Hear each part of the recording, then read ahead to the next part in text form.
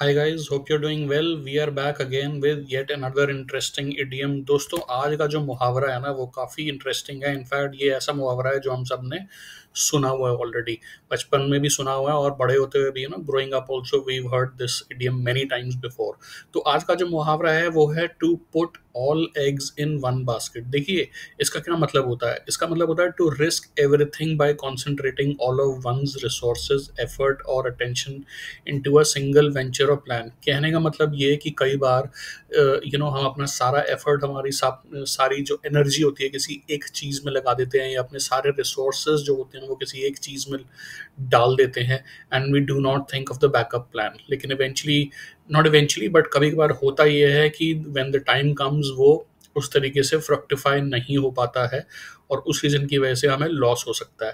That's why we always say कि भाई हमें जो है वो डाइवर्सिफाई करना चाहिए या फिर एक प्लान बी रखना चाहिए, ताकि हम we should not suffer losses. सभी अंडे एक ही टोकरी में ना रखें, अपना सब कुछ एक ही जगह दांव पर ना लगाएं. Basically that is what it means. ठीक है, और क्लियर होगा एग्जाम्पल से. एग्जाम्पल्स देखिए. फर्स्ट एग्जाम्पल बोल रहे हैं, he realized he had put all his eggs in one basket when his single business venture failed.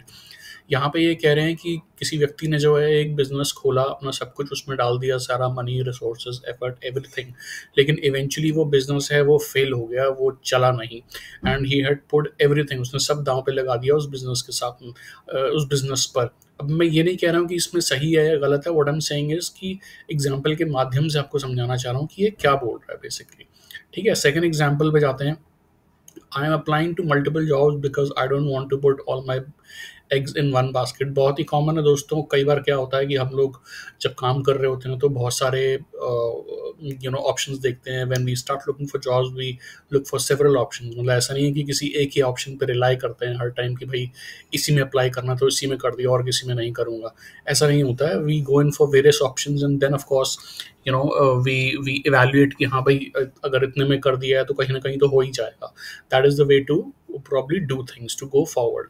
Third example देखते हैं. To be safe you should diversify your investments instead of putting all your eggs in one basket. अभी हम ऊपर diversification की बात कर रहे थे, ये भी वही कह रहा है कि अपनी जो सारी इन्वेस्टमेंट्स है जो आपने निवेश किया हुआ है, कई बार बोलते हैं ना स्टॉक्स में भी आप डाइवर्सिफाई करो, डिफरेंट तरीके के म्यूचुअल फंड्स हैं उसमें लिखो, सॉरी उसमें जो है आप इन्वेस्ट करो.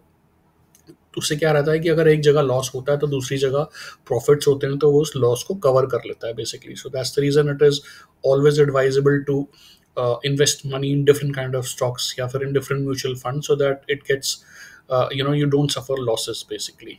ठीक है, चौथा एग्जाम्पल देखेंगे. It's important to have a backup plan for your project because if you put your all eggs in one basket and it fails, you have nothing to fall back on. Again the same thing जो हम ऊपर बात कर रहे हैं कि भाई अगर आपने अपने सारे जो रिसोर्सेज या मनी एक ही चीज़ में डाल दिए और अगर वो फेल हो गया, God forbid if it fails, then all your money and your effort goes down in drain. ठीक है, तो उसके बाद आपके पास कोई और विकल्प नहीं रह जाएगा.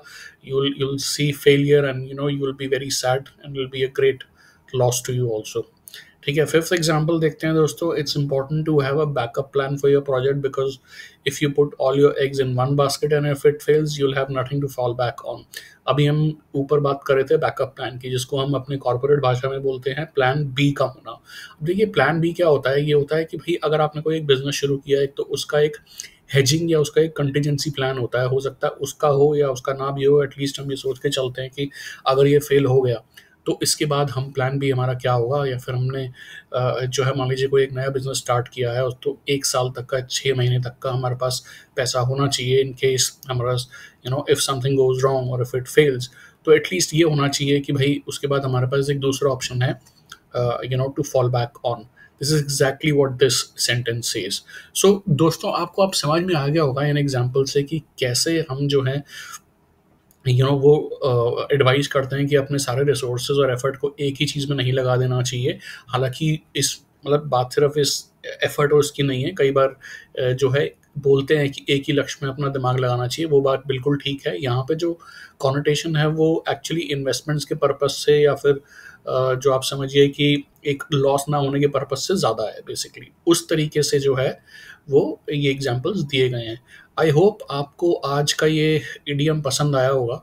मैं आप लोगों के सामने फिर हाजिर होऊंगा बड़ी जल्दी एक नए मुहावरे और एक नए इडियम की तरफ। तब तक के लिए आप अगर कहीं सिचुएशन ऐसी देखते हैं तो प्लीज़ इस इडियम को यूज़ कीजिए। You will start becoming impressive. आप देखिए कैसे लोग आपसे धीरे धीरे इम्प्रेस होना शुरू हो जाएंगे और आपको खुद भी बोलने में अच्छा लगेगा।